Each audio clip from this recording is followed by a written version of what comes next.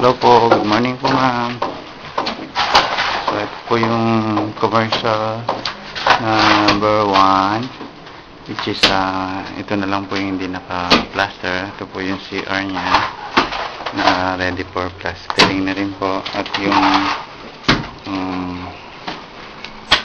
mga naka-embed na mga pipes and fittings po para sa ceiling or yung sanitary and electrical lines. Ito po yung plaster na ready for paint na. Kasi ito po yung septic tank na inuukay nila. 3 feet pa lang po may tubig na, kaya luluwangan po nila. Ito po yung number 2.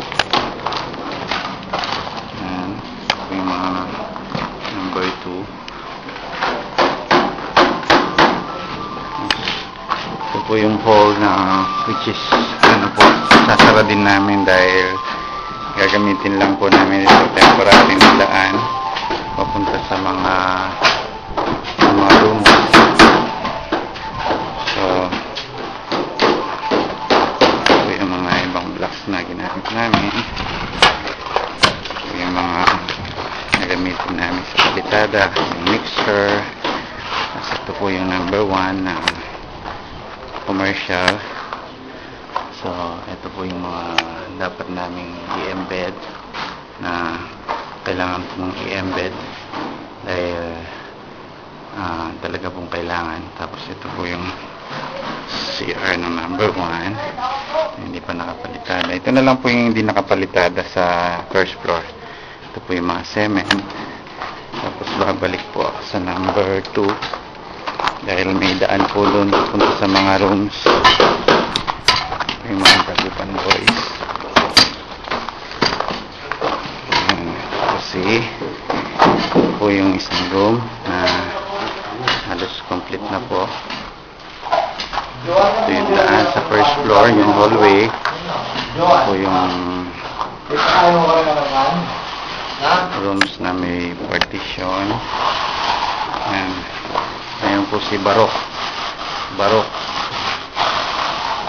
umuwi ng Patag.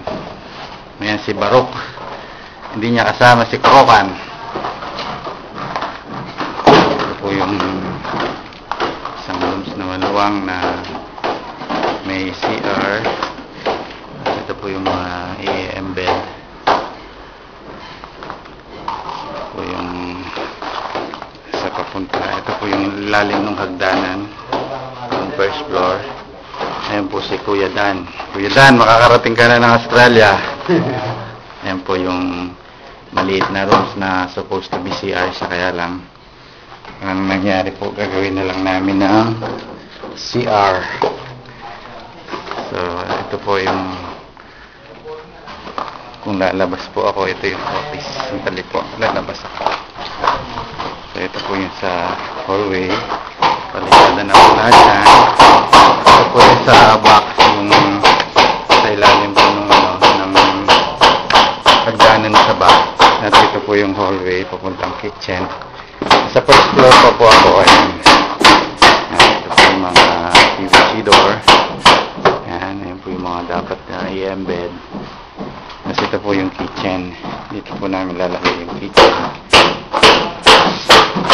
On the back, ito po yung likod niya.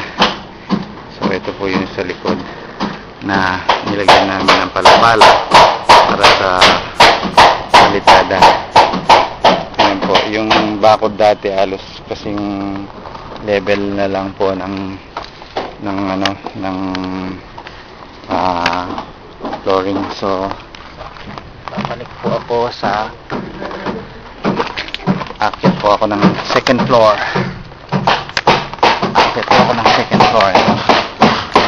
So dito na po tayo sa second floor. Ayan po yung mga sacks ng buhangin na gagamitin sa palitada para sa second floor. So ito po yung mga rooms ng second floor. Ayan, another room, the CR. At ito po yung pinaka-terrace sa second floor po na sa ilalim ngayon. So umikot po ako. Ito po yung isang rooms, CR, which is ready for plastering na po mga to. Ito po yung slab namin. Ayan. So ito pa po yung mga rooms. Tapos ito po yung mga dapat naming i-embed na kakailanganin.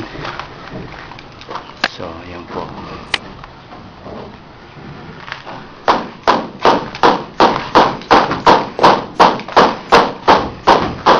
Ito po yung nagdanan papuntang third floor dun sa likod.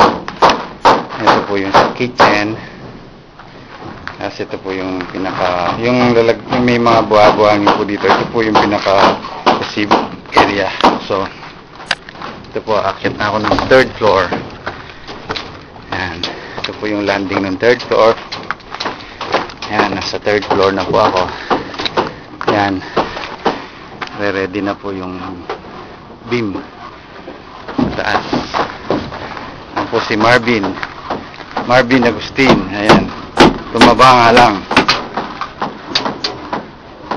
Miras ka Australia ka niyang bin.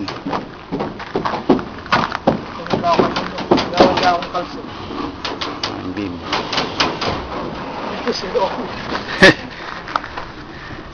May mga rooms ng third floor na next week po ngayon pong araw na ito mabubusan yung iba. Tapos yung ito po yung isang room pa. Ito po yung rooms niya supposed to be na malaki. Tapos ito po yung papuntang terrace. Ito na po yung roof deck. Yan. Ayan na po yung roof deck. Yan. Ito po yung sa gitna niya. Meron po siyang design. Ayan. Ayan. Half moon po siya. Half moon.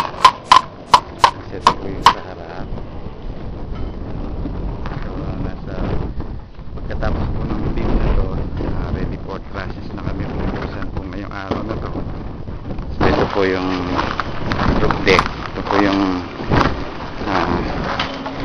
ito po lalagyan ng ilaw to. So ito po yung pinakabakod niya. Ayan po yung sa labas sa gilid. So ito po yung police sa katabi namin at ito po yung sa harap natin. So mataas pa po yan kasi may bubong pa. So ito po yung mga poste natin. Ayan. Bakit po yan hanggang doon sa bubong. Ayan, may nakaposto po siya na beam. Paikutan po natin ng beam. Galit ka? Kala ko galit ka. Ayan po si Randy. Kala ko galit. Ayan po si Pabling. Kaya mahilig sa chicks. Ayan. Bababa na po ako. Going to second floor uli. Para po medyo mahaba-haba at hindi kayo mainit. Po. Bababa po ako dun sa gilid. Dun sa may likod. Ayan. Ito po yung pababa naman dun sa opposite side po ng building natin na sa likod. Para makita nyo rin po yung likod. Ayan. Ayan po. Ka-step down ko po. Ito na po yung bakod natin na dati. So ito po yung side sa opposite side po ng kay police. So ito po, ayan, ito po yung bakod doon. Halos mataas pa po yung flooring natin kaysa sa bakod na dati. So ayan po, ito yung septic tank na isa. Ayan. Tapos dun sa kabila maglalagay po sila ng isang septic tank dito po sa lugar ng mixer. So yung aerial view po niya ito po, ayan, third floor. floor, second floor, third floor, doon. Yan. Konting panahon na lang po at matatapos na po tayo. Salamat po.